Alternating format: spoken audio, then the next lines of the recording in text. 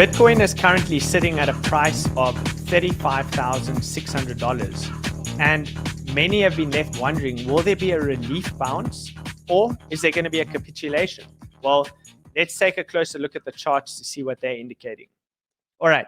First and foremost, I'm going to start on a high time frame as usual, and we're going to work our way down as quickly as possible. So what you can see over here, as I mentioned on a previous video, I said one of the reasons that I was bearish was this candle over here. Now, if you know your candlestick anatomy, you'll know that a full body red candle close like this is most likely going to be followed on by another red candle. So that's exactly what we've got. Price pushed up over there. We have our wick high on that monthly candle at $40,100 level, and it turned back around. Now you'll find a lot of confluence at this $40,000 to $41,000 level. When I show you on previous charts, I said that's the level to clear, and you can see we wicked right off it and came straight back down. Now the next level that I'm looking at, there isn't that much support over here. There's the $34,000 region, which has a potential for a small bounce. However, I'm not sure that it will sustain. It's been tested multiple times, and the next main level I'll be looking at is the $29,000 region. Now, this is a zoomed out picture, so just bear that in mind. The only other area of support that I'm seeing is with the MA50 is coming in at $21,000. I'm not saying price is going to be going there anytime soon, but according to the monthly chart, at least, that is the next area to watch for if the $29,000 region fails. So let's go on to the other chart over here, which is the DXY. I marked out the DXY with the range high, range low, mid range. So range high coming in at 117 points, range low coming in at 85 points. And then you had the mid range, which was at 101. It was an important area of resistance, which the DXY pushed through. Price closed as a strong green monthly candle, and now we're working on the following month. We have a small level of resistance over here at 103.7, so we really need to keep an eye on the DXY, see how this month closes. This could have massive impact on risk on assets over the coming months. So bear in mind as well that the Fed only have one tool that they can use to try and control inflation, and that's by raising interest rates. And at the end of the day, we're kind of in this inflationary environment where it puts everything else into a risk-off scenario, and you can see that through the DXY and how the DXY is rallying. So keep an eye on the DXY if you want an indication of how next month is going to work out. All right, looking over here, we have the 1 week chart with the 21 EMA, so the 21 exponential moving average. You have the MACD, which has been cross bearish for a couple of weeks, and it's working on a stronger histogram towards the downside. So again, you have that key quarterly area, which is coming in at 34,700. This could be an area where there will be a small bounce. I'm not sure whether that bounce will reverse the market. I'm doubtful of that personally, but it could still be played by scalpers. If you're looking to make a quick scalp, you could play a bounce off of that region. I'll cover the levels to watch out for on the lower time frame chart towards the end. But if this area fails, ultimately, again, you got your range low, which is from the May, June, July area where price hit those lows at $28,000, $29,000 region. I think there will be a lot of demand in this zone over here. So we'll keep an eye on this chart and update you each day as we get more information. All right, but stuck below the 21 EMA, remember, is essentially for long-term investors. You pretty much want to get back above that level. If you want to be really, really conservative, this is still the main level to clear. It's going to be between 43 and 46,000. Once price can get back above that zone over there, then you'll have a much higher probability of momentum to the upside, and consequently, you reduce your risk drastically. So next chart over here, I have the 4-day chart. All that it's telling me is to be completely out of the market and even consider a short. And the reason why is I have price that's stuck below the yellow short-term moving average, which is stuck below the green mid-term moving average, which is stuck below the purple long-term moving average. So when you have them postured like that and all of them are angled downwards, it essentially means completely risk off, exit the market, even consider shorting the market. You have your demand zone, which is coming in with confluence on those other areas between the $34,000 and $29,000 level. All right, the next chart over here is I have the daily range. I said we were in this tight range, so price was bouncing around in there. We lost that over there at $37,000, and now I'll be targeting the bottom of the range, which is coming in at $34,000.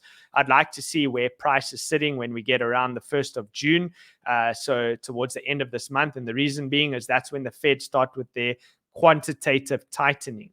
So let's have a look. That could be a catalyst to potentially leave this box over here, which is the range high and range low that we've been stuck in over the past year. All right.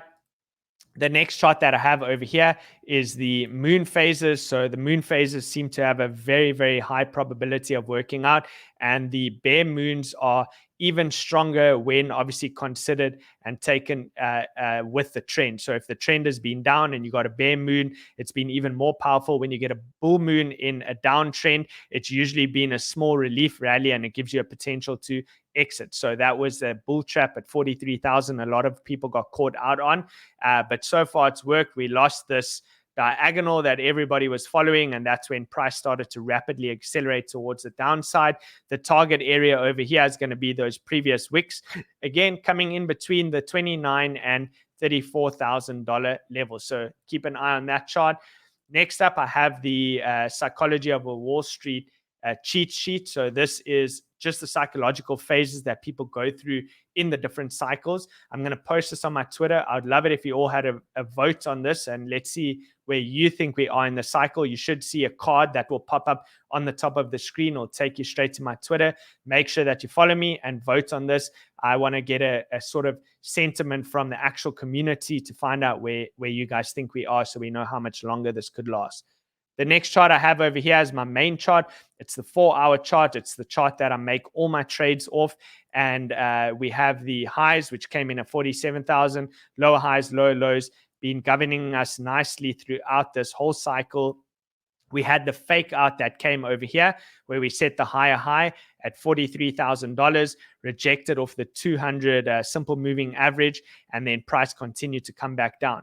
You had the death cross between the 50 and 200 EMA and also held price down, and now it's starting to get quite aggressive with the 21 turning down sharply over there. So I mentioned to the guys before that when everybody got really bullish, when the Fed had their meeting and the post-meeting discussion went well and we had this pump, I said, okay, guys, I'm not going to label this as a higher low, but if you want to give it the benefit of the doubt in relation to that area, it's ever so slightly higher.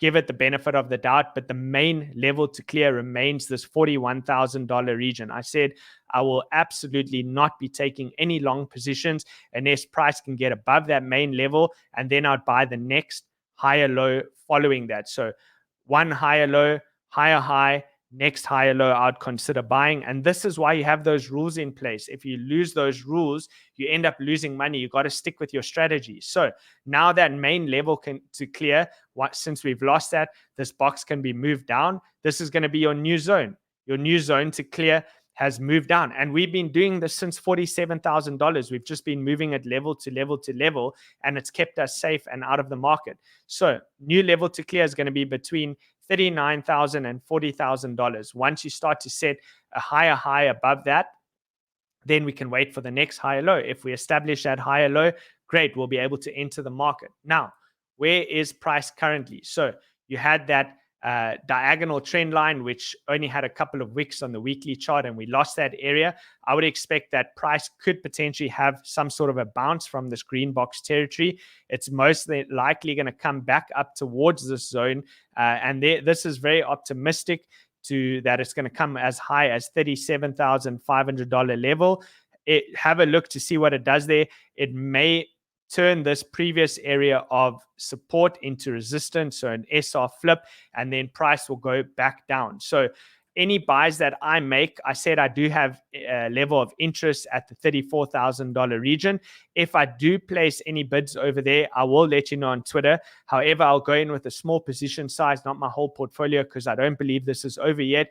And those would just be scalps. I'd most likely scale back out as we get back to the resistance zones. Otherwise, ultimately, I am expecting a high possibility of price coming as low as $30,000. We need to take it from level to level. Nothing is guaranteed in trading. We take price action on a day-to-day basis and see what the market is giving us. So if you enjoyed these crypto shorts, please make sure that you hit the like and subscribe button below, as well as the bell notification, so you can be notified on the future shows. And until next time, I'll see you guys on the next show. Trade well.